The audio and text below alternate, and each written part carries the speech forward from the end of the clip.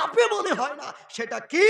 তোমার স্কুল সন্তানকে তুমি কেজি স্কুলে দিয়েছো, তোমার সন্তানকে তুমি কেজি স্কুলে গিয়েছো, কেজি স্কুলে ভর্তি হওয়ার পরেই ওই শিশু বাচ্চা লাইনে দাঁড়িয়ে সোনার বাংলা গান গায়। আমি বলেছি যখনই তোমার সন্তান ওখানে সোনার বাংলা গান গিয়েছে, তখনই আপনার সন্তান আল্লাহর সাথে শিরিক করেছে।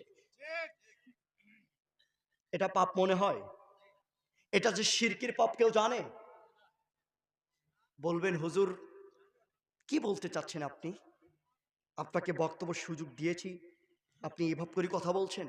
না, দুঃখিত, আপনার সন্তানকে আপনি কেন কেজি স্কুলে দিলেন বলেন? কেন ওই কেজি স্কুলে দিলেন? যে স্কুলে সন্তানকে গিয়ে শিরক করায়, ওই স্কুলে কেন কেন আপনার সন্তান যাবে? ওই স্কুলে লেখাপড়ার কোনো সুযোগ নেই আপনার সন্তানের। মক্তবে না গিয়ে আপনার সন্তান আল্লাহর সাথে শিরিক করছে। বলেন তো ওই পাপটা কার হবে? বাবা মায়ের হবে। একটু কথা সিম্পল আপনাকে বোঝাই, তাহলে বুঝতে সুবিধা হবে।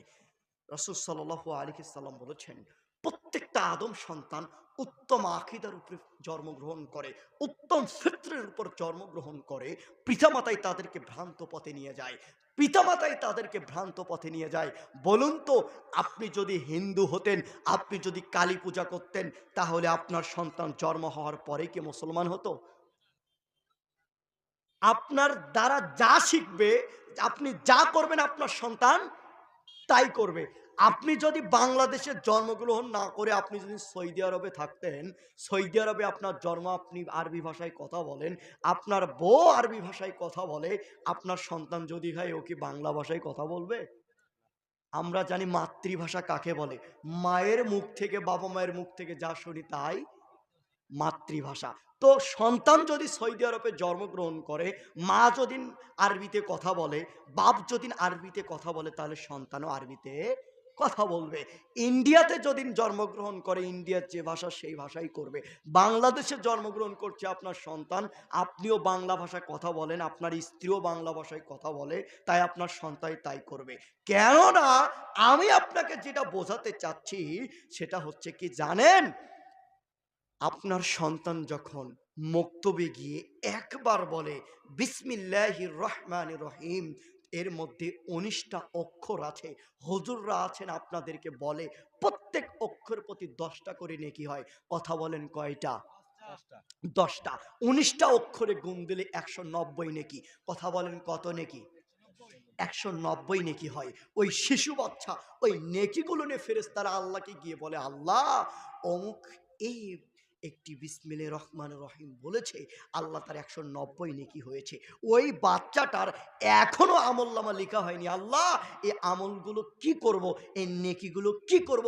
আল্লাহ ওই মুহূর্তে বলে ফেরেশতারা, যাও যে নেকিগুলো হয়েছে সেগুলো তার বাপ মায়ের আমলনামায় লিখে দাও। সুবহানাল্লাহ বলবেন না? তার মানে বোঝা যাচ্ছে যে সন্তানের আমলনামা এখনো লেখা শুরু হয়নি, ওই সন্তানের যতটাই নেকি করবে সেই নেকি কার উপর কার হবে? বাবা মায়ের। এখন আপনাকে বোঝাই, যে সন্তানের এখনো পাপ লেখা হয়নি, ওই সন্তানটাকে কেজি স্কুলে দিয়েছেন, কেজি স্কুলে গিয়েই আপনার সন্তান শিরিক করছে, তাহলে এই পাপটা কার হবে বলেন তো? আপনি হাজী সাহেব হজ করতে গিয়েছেন, হজ করে বিমানবন্দরে নেমে এসেই আপনার সন্তান বাড়িতে এসছেন, আপনি খুব লেখাপড়ার দিকে খুব চার্জ, ছেলে স্কুলে যাবে যাবে একটু লেট হচ্ছে, আপনি বলে আব্বু কি করছো আব্বু, যাও যাও যাও স্কুলে যাও, যাও আব্বু স্কুলে যাও, স্কুলের টাইম হচ্ছে 7টা বাজে, যাও। গিয়েছে, ওখানে গিয়েই শিরিক করেছে। যখনই শিরিক করেছে, ওই শিশু বাচ্চা আপনার যদি একটা নেকি থাকে তাহলে ইসলাম ধর্ম মিথ্যা। কথাটা বুঝেছেন? আপনার যদি একটা নেকি থাকে তাহলে কি বলেন তো? নবী মুহাম্মদ সাল্লাল্লাহু আলাইহি সাল্লাম মিথ্যা কথা বলেছে, আল্লাহ মিথ্যা কথা বলেছে, নাউজুবিল্লাহ। শিরিক যখনই করেছেন তখন আপনার কি হবে বলেন তো? পূর্বের আমল সব বাতিল হয়ে যাবে। তো আমি ওখানে বলেছিলাম, বেটা শোনো, সারা পৃথিবীর মানুষ যদি, সারা পৃথিবীর মানুষ যদি হজ করে এসেই বিমানবন্দরে নেমেই 15 তারিখে নেমেছে, 16 তারিখে সকালে এসেই শহীদ মিনারে যখনই স্যান্ডেল খুলে ফুল দিয়েছে, তখনই হাজী সাহেবের সব নেকি সব আমল বাতিল হয়েছে। নাউজুবিল্লাহ বলবেন না?